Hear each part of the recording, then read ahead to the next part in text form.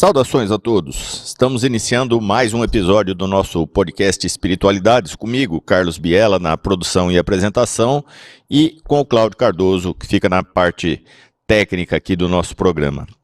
Para você que está nos acompanhando ao vivo, muito obrigado por nos acompanhar. Para você que nos assistir posteriormente também, muito obrigado por poder estar compartilhando tudo aquilo que a gente produz aqui dentro do Espiritualidades, para que você possa adquirir um pouquinho daquilo tudo que a gente vem buscando estudar ao longo do tempo, relacionando muitas vezes algo relacionado com doutrina espírita, espiritualidade e espiritualidade de uma forma mais ampla.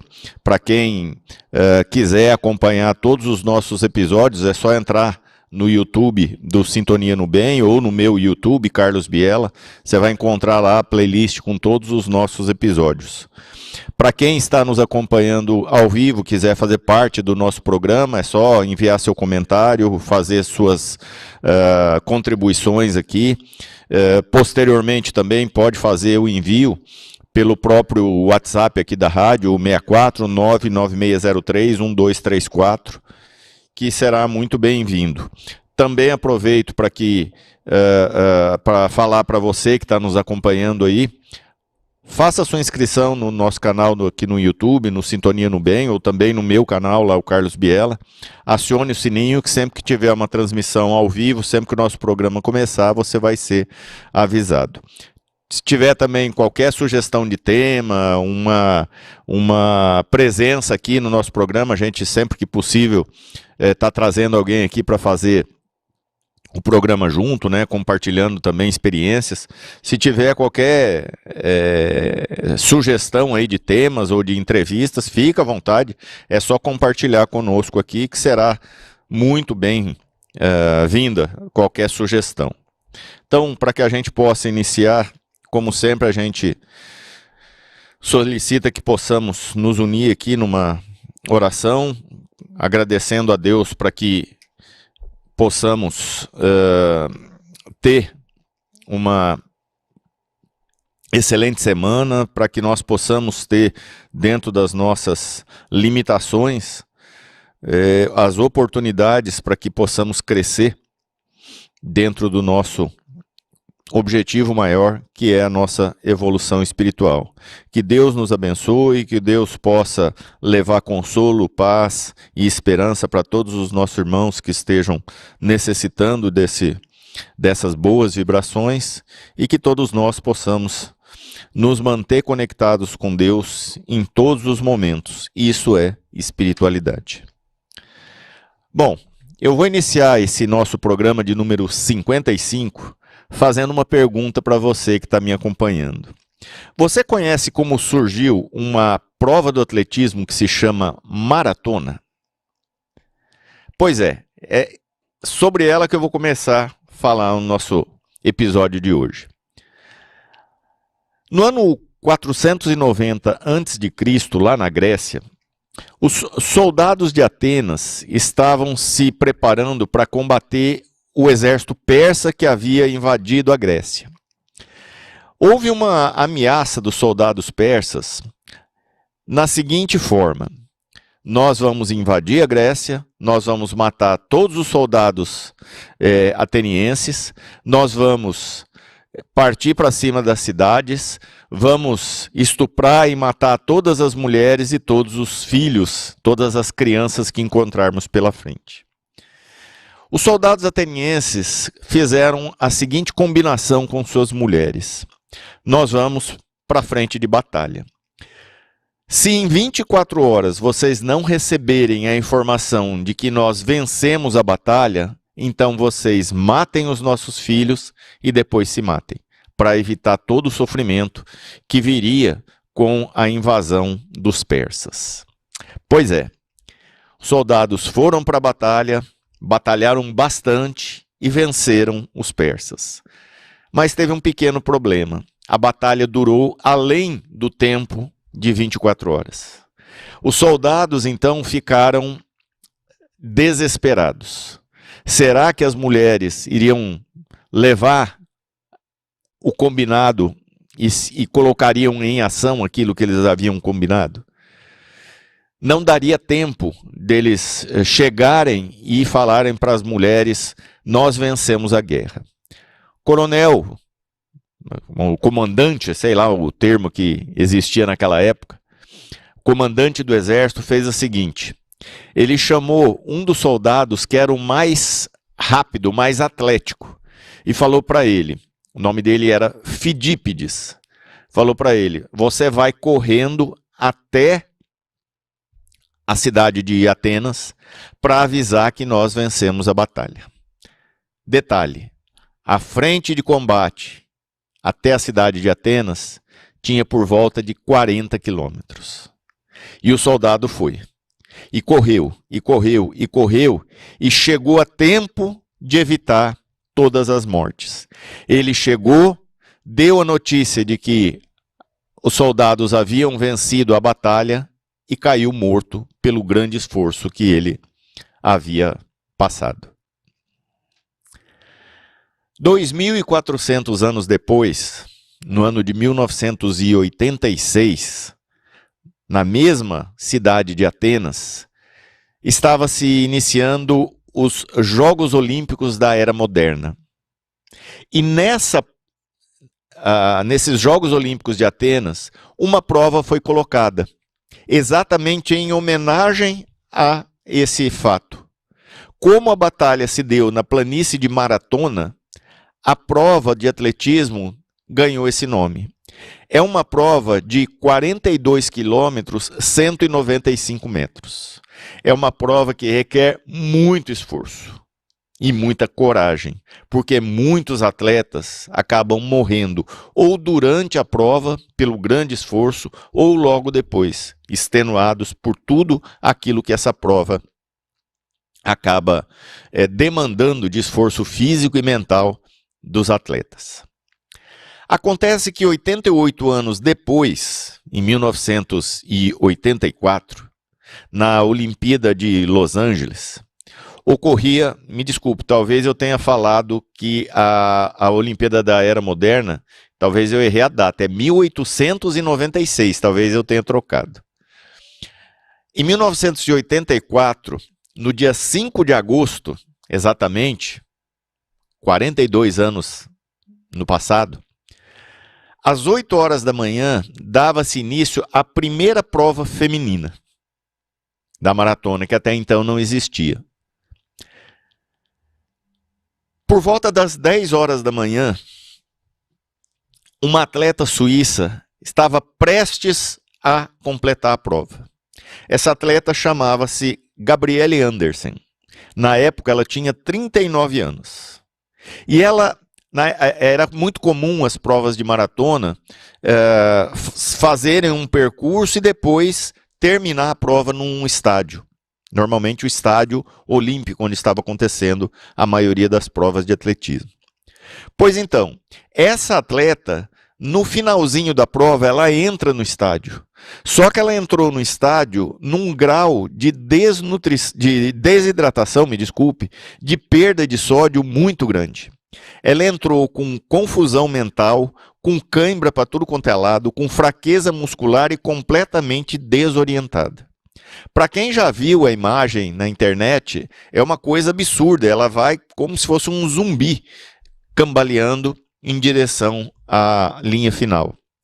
Nesse momento, as pessoas, os paramédicos, os auxiliares das provas, tentaram correr para ela para auxiliar. Só que ela expulsou todo mundo. Por quê? Porque se ela fosse auxiliada, ela perderia a chance de completar a prova, ela seria desclassificada. Então, ela foi até o fim. Ela teve propósito, ela teve coragem, ela cruzou a linha de chegada e aí sim, ela desabou e foi atendida pela equipe médica. Essa atleta, ela demonstrou que tinha um objetivo, ela tinha um propósito. E ela lutou com todas as suas forças para cumprir esse propósito. E nós? O que nós temos feito para cumprir o nosso propósito? Mas qual é o nosso propósito? qual é o meu propósito. Afinal, o que é que eu estou fazendo aqui? Aqui cabe bem a questão 132 de O Livro dos Espíritos. Kardec faz a seguinte pergunta: qual o objetivo da encarnação dos espíritos? Ou seja, para que eu estou encarnado? Para que eu preciso de encarnar? A resposta dos espíritos é interessante, porque eles falam o seguinte: Deus nos impõe a encarnação com o objetivo de fazer-nos chegar à perfeição. Para alguns é uma expiação, para outros uma missão. Qual é o objetivo da encarnação? Fazer com que nós cheguemos à perfeição. Esse é o nosso propósito. E eu lembro aqui da questão 115 do mesmo O Livro dos Espíritos. Nessa questão, nós temos a seguinte colocação: Deus criou todos os espíritos simples e ignorantes, isto é, sem conhecimento. A cada qual ele deu uma missão com a finalidade de lhes esclarecer e de lhes fazer chegar progressivamente à perfeição, pelo conhecimento da verdade e para lhes aproximar dele. Então, esse é o nosso propósito, chegarmos à perfeição. E o desenvolvimento da espiritualidade, o desenvolvimento da nossa espiritualidade, nos auxilia nessa jornada, em busca da perfeição. Veja bem, eu disse espiritualidade que vai nos ajudar, e não religiosidade. Existe essa diferença. Muitas vezes a religiosidade, principalmente a religiosidade, quando ela é radical demais, ela acaba atrapalhando no nosso processo. Mas a espiritualidade, aquela que é nata, é aquela que nos faz buscar conexão com Deus, com o Criador, com o divino, com o maravilhoso, com a essência, seja lá o nome que você queira dar, essa espiritualidade nos ajuda a chegarmos na perfeição. A visão da espiritualidade dentro da nossa doutrina espírita, ela é intrinsecamente ligada ao conceito de evolução moral e intelectual.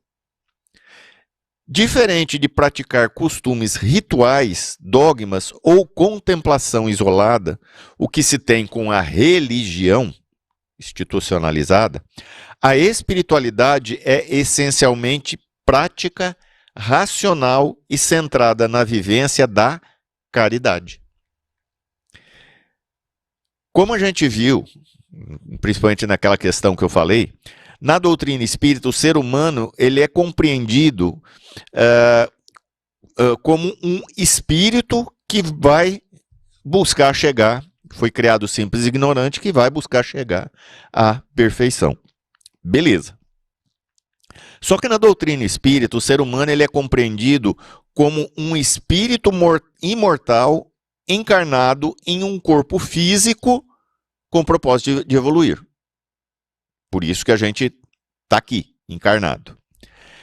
A verdadeira espiritualidade não é definida, gente, por exterioridades, por velas, por livros, por roupas, por hábitos, por rituais, por sacerdotes. Isso é religião. A verdadeira espiritualidade, ela se dá pela transformação moral interior. Essa é a verdadeira espiritualidade.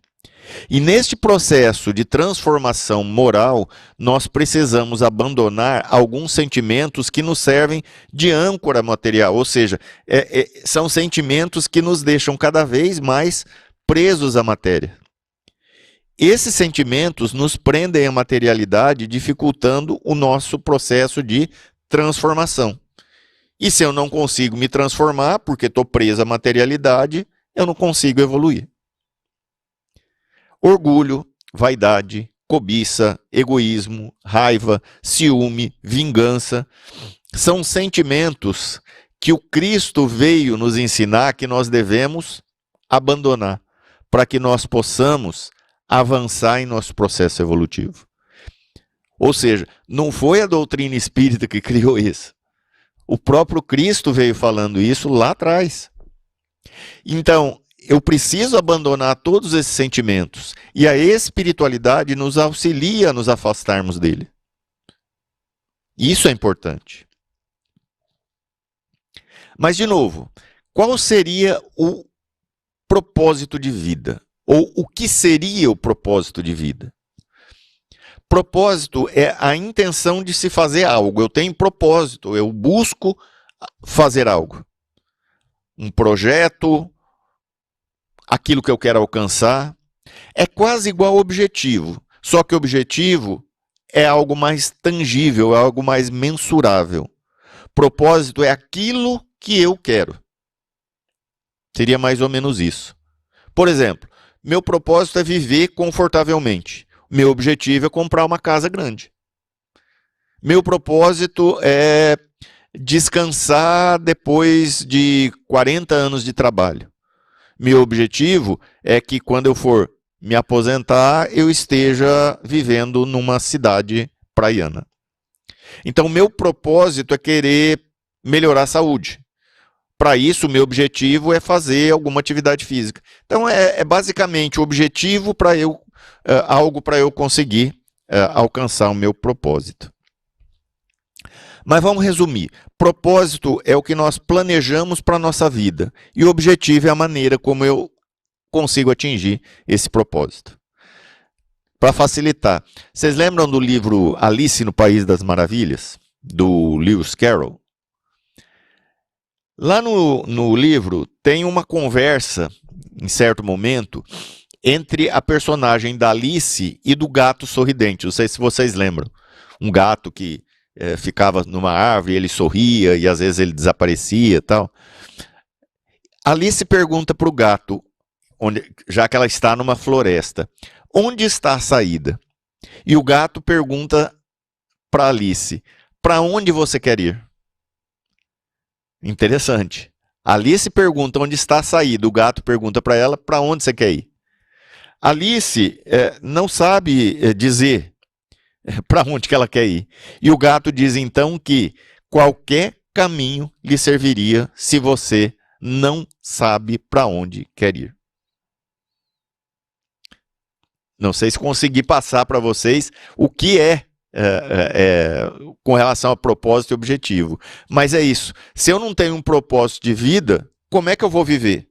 Se eu não sei para onde eu quero ir, como é que eu vou achar saída para ir para esse lugar? Então, pergunto para você que está me acompanhando, qual é o seu propósito? Qual é o propósito de vida que você tem?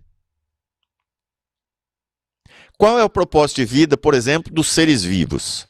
Basicamente, sobreviver e perpetuar a espécie. Basicamente é isso. Todo ser vivo, se você parar para pensar, ele quer isso. Ele quer sobreviver e manter a espécie. Mas e quanto a nós? Qual que é o nosso propósito de vida?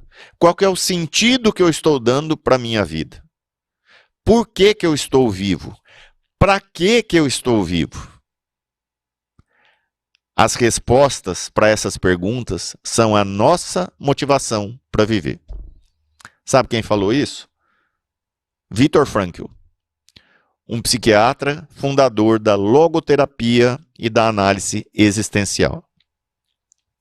Viktor Frankl ficou por 3 anos, ou um pouquinho mais, em vários campos de concentração durante a Segunda Guerra Mundial. Perdeu toda a sua família. Mas ele conseguiu entender a necessidade que nós, seres humanos, temos de ter um propósito para a vida. E ele mostrou isso num livro que ele lançou em 1946, chamado Em Busca de Sentido. Não sei se vocês que estão me acompanhando já o leram, mas é um livro muito, muito, muito interessante, que dá uma lição muito grande para todos nós. E no prefácio do livro, ele fala o seguinte: a vida é sofrimento e sobreviver é encontrar sentido na dor. Se há, de algum modo, propósito na vida, deve havê-lo também na dor e na morte. Por isso nós temos que ter propósito na vida. E ainda segundo Viktor Frankl, nas palavras dele, o homem, por força de sua dimensão espiritual, pode encontrar sentido em cada situação da vida e dar-lhe uma resposta adequada. Ou seja, em cada etapa da nossa vida, nós vamos passar por situações que vão exigir de nós respostas adequadas. Cabe, então, a cada um de nós encontrar o sentido para a nossa própria vida. Não adianta você ficar querendo buscar através de cursos, de livros, de comprar algo que te faça buscar um sentido ou copiar alguma coisa. Gente, cada um de nós tem que buscar o sentido da sua própria vida. O problema é que a gente vive um dia de 24 horas. Mas a gente perde grande parte desse dia de 24 horas com coisas que não nos trazem nenhum ganho verdadeiro. A gente passa horas, por exemplo, nas redes sociais, com o celular na mão. E isso faz com que eu perca a oportunidade de encontrar o meu propósito na vida. Eu não sei se vocês já fizeram essa experiência de tentar descobrir quanto tempo você passa por dia nas redes sociais. Se você puder, faça essa experiência. E você vai ver que uma frase atribuída a Sócrates há muitos e muitos anos atrás vai ter todo sentido, porque ele disse o seguinte: tome cuidado com o vazio de uma vida ocupada demais. Porque assim a gente acaba perdendo a chance de buscar o propósito da nossa vida. Quando a gente analisa, voltando aqui ao Viktor Frankl, quando a gente analisa a espiritualidade, tanto na obra quanto no pensamento de Viktor Frankl, nós entendemos que essa espiritualidade possui um significado muito específico. Ela se refere à dimensão essencialmente humana da existência, onde residem a liberdade, a responsabilidade e a busca por sentido. Viktor Frankl tinha uma visão tridimensional do homem. Para ele, nós, seres humanos, somos uma unidade indissociável, mas composta por 3 dimensões: a dimensão somática, a psíquica e a espiritual. A somática ou biológica seria composta pelo nosso corpo e por todos os processos fisiológicos, todas as características genéticas que nos mantêm vivos. A dimensão psíquica seria composta pelas emoções, pelos instintos, pelos padrões psicológicos e também pelos traumas. E a dimensão espiritual seria o núcleo da personalidade humana, onde residem a consciência moral, a vontade de sentido, a capacidade de amar, a liberdade de escolha e a busca por valores. Para ele, Frankl, a espiritualidade pertence a todos os seres humanos, independentemente de terem fé religiosa ou serem ateus ou agnósticos. A espiritualidade, podemos dizer então, que seria a capacidade humana de buscar propósito. Olha o propósito aqui de novo. De agir ética e responsavelmente e de transcender a si mesmo.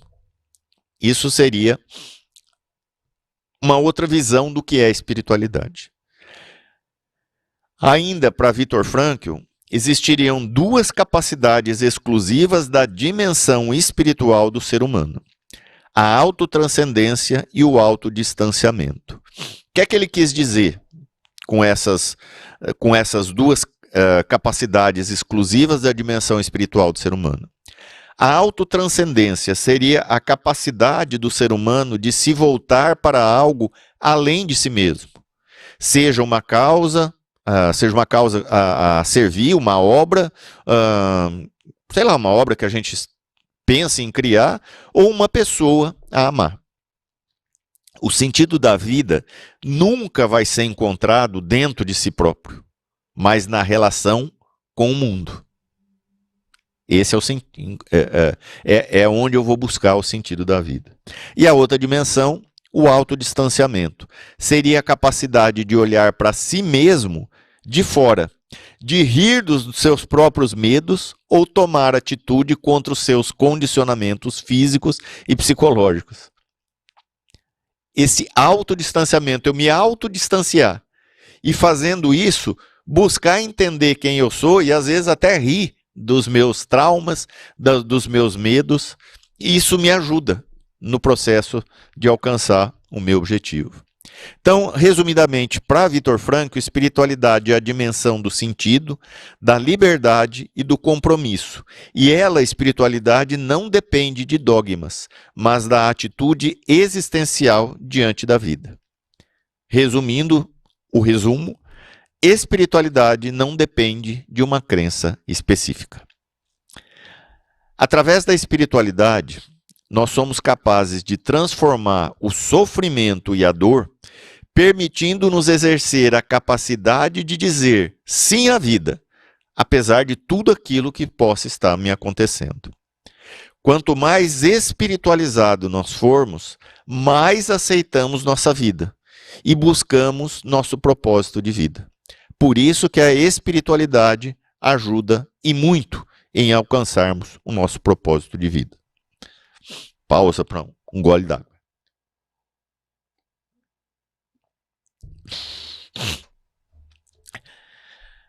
Eu vou citar aqui um livro que talvez alguns espíritas vão torcer o nariz. Tem muito espírita que não gosta, não.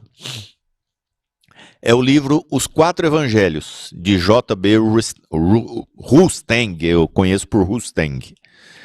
Esse livro foi lançado em 1866. Gente, eu não vou entrar no mérito da obra em si, muito menos na visão que o autor traz de Cristo ter sido um ser fluídico e não um espírito que aqui encarnou. Não vou entrar nesse mérito, não. Eu vou trazer só um pedaço que eu achei interessante dentro dessa obra. No capítulo 14 do livro, o autor está falando a respeito de uma frase que Jesus disse que está no Evangelho de João. Para quem gosta de pesquisar, capítulo 14, versículo 6. Cristo fala o seguinte: eu sou o caminho, a verdade e a vida. E nesse capítulo 14 do livro, Os Quatro Evangelhos, ele fala o seguinte: quanto mais o espírito se eleva, tanto mais se lhe rasgam à vista os véus da verdade. Quanto mais o espírito se eleva, tanto mais se lhe rasgam à vista o véu da verdade. A verdade é o conhecimento de todo o princípio que, assim, na ordem física, como na ordem moral e na intelectual, conduz a humanidade ao seu aperfeiçoamento, à fraternidade, ao amor universal, mediante sinceras aspirações ao espiritualismo, ou, se quiserdes, à espiritualidade. A ideia é a mesma, mas, para o vosso entendimento humano, o espiritualismo conduz ao espiritismo, e o espiritismo tem que conduzir à espiritualidade. Eu achei muito interessante quando eu li esse pedaço aqui. O espiritualismo conduz ao espiritismo, e o espiritismo tem que nos conduzir à espiritualidade. Interessante. Talvez seja isso que deveríamos buscar na doutrina espírita. Desenvolver cada vez mais a nossa espiritualidade. Para a doutrina espírita, a espiritualidade representa o grau de avanço moral e intelectual do espírito e a sua sintonia com as leis divinas. Mas, para você que é espírita radical e não gosta daquele livro que eu acabei de citar, vou trazer duas frases que estão no Evangelho segundo o Espiritismo, que vão se encaixar bem aqui. No capítulo 9 do Evangelho segundo o Espiritismo, bem-aventurados os misericordiosos, nas instruções dos Espíritos, nós temos o Espírito Simeão nos alertando a nós que somos espíritas. Se vos dizeis espíritas, sede-o de fato. Pancada, gente.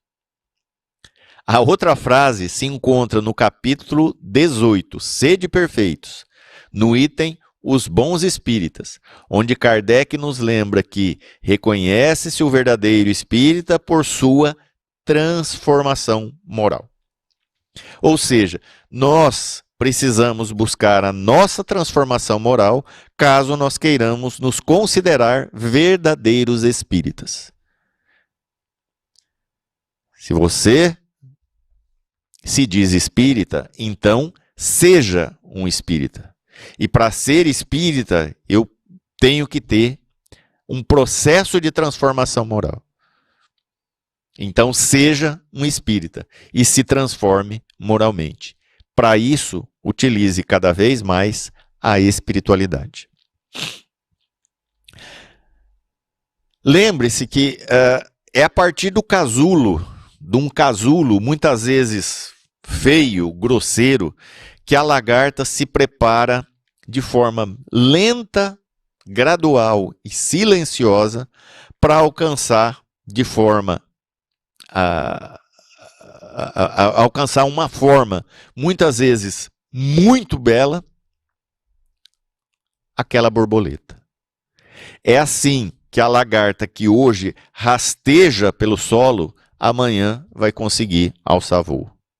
Do mesmo modo, o espírito, após superar a materialidade da vida física, libera-se para viver em espiritualidade.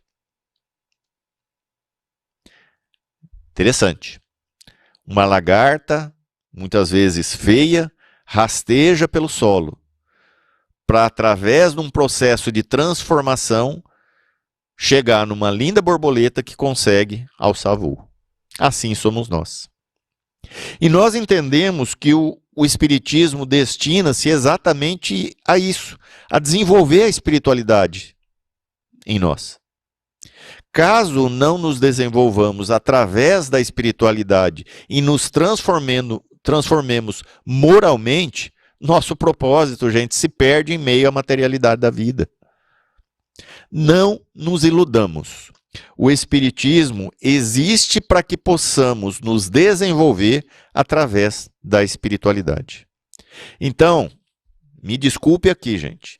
Não importa o número de sessões frequentadas, nem o número de passes recebidos, nem os livros lidos e estudados, nem mesmo o volume de doações ofertadas para a filantropia.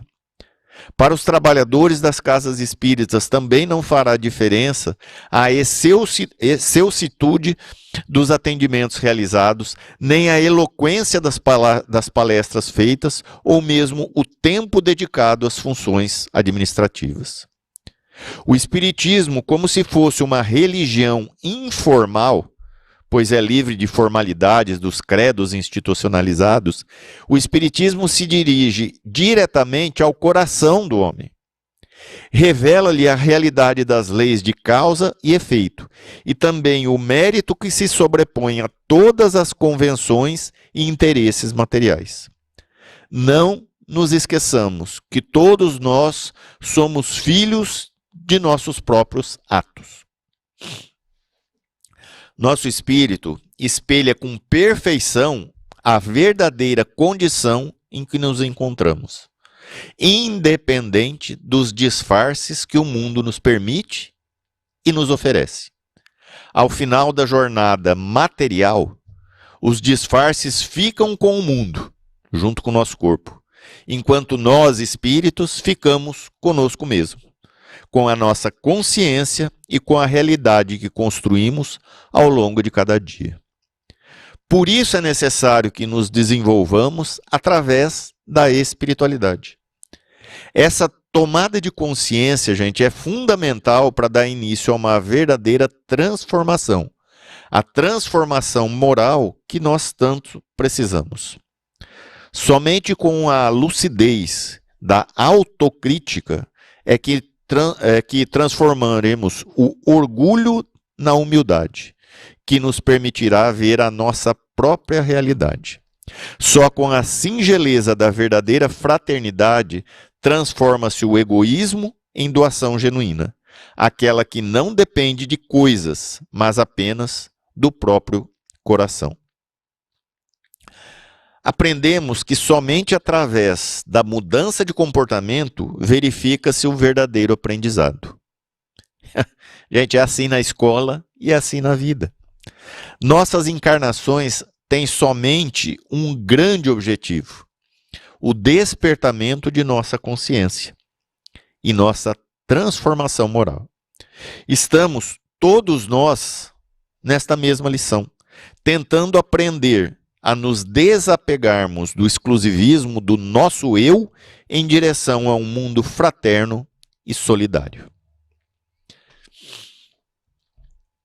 Eu creio que todos devem se lembrar dessa fala do Cristo que está lá no Evangelho de Mateus, capítulo 5, versículo 13.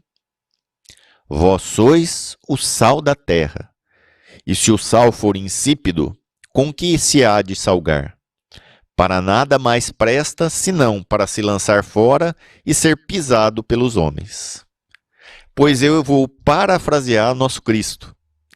Se o nosso conhecimento da doutrina espírita não for útil para a consecução desse objetivo primordial, que é a nossa transformação moral, então o nosso conhecimento da doutrina espírita será como o sal que perdeu o sabor. Só servirá para ser jogado fora. Pensa bem nisso, você que se diz espírita. Não se esqueça que na visão da doutrina espírita, a espiritualidade e propósito de vida estão diretamente ligados à lei de evolução e ao progresso moral do espírito, ou seja, de cada um de nós. Em outras palavras, nosso verdadeiro propósito é a evolução espiritual. Para que nós aproveitemos nossa vida material e que a gente possa evoluir um pouquinho mais, é importante utilizarmos cada vez mais a espiritualidade, pois é ela que nos conecta cada vez mais com o nosso Criador. Então, gente, usa a espiritualidade para evoluir. Coloca a lei de amor e caridade como ferramenta para melhorar sua espiritualidade. O propósito da vida se realiza na prática do bem e a caridade faz parte desta prática. Lembrando, gente, que caridade não é somente dar esmolas, mas ser benevolente, indulgente e perdoar as ofensas, conforme consta na questão 886 de O Livro dos Espíritos. A espiritualidade é a busca íntima para se conectar com algo maior ou com a nossa própria essência. O propósito é o sentido prático dessa conexão. É aquilo que guia as nossas escolhas diárias e traz significado para a nossa existência. Nós vamos ficando por aqui. Esse é o nosso podcast Espiritualidades. Eu sou Carlos Biela, a produção e a apresentação são minhas e a parte técnica fica toda por conta do Cláudio Cardoso. Caso você tenha qualquer comentário a fazer, mesmo posteriormente, a respeito deste ou de qualquer outro dos nossos episódios, fica à vontade, entra aqui no WhatsApp do Sintonia no Bem, 64996031234 e deixa lá o seu comentário. Se você também assistir a um dos nossos episódios passados, ou mesmo esse, e quiser comentar, assista lá no YouTube, faça o seu comentário que eu estou sempre passando por lá para ver se alguém deixou algum comentário para que eu possa depois estar respondendo aqui. Grande abraço para a Vanessa, que mais uma vez está me acompanhando aqui, para todos vocês que estão nos acompanhando, para todos vocês que vierem me acompanhar posteriormente, muito, mas muito obrigado mesmo. O tempo da vida material passa muito rápido. Nós precisamos aproveitar ao máximo o dia de hoje, pois amanhã já poderá ser tarde demais para rever e corrigir o que se passou. Oferece a tudo e a todos o amor que puderes, com todas as forças do teu coração. Deixe-se levar pela espiritualidade em todas as suas ações. Cultiva no teu coração a verdadeira caridade, conforme entendia Jesus. Benevolência e tolerância para com todos, e perdão a todas as ofensas. Lembre-se que amanhã poderá ser você o mendigo da compreensão alheia. A espiritualidade tem que ser vivida a cada respirar nosso. Vivamos no sentido de usar a espiritualidade em nosso propósito de vida e na nossa verdadeira transformação. Fiquem todos em paz e até o nosso próximo episódio, se Deus assim permitir.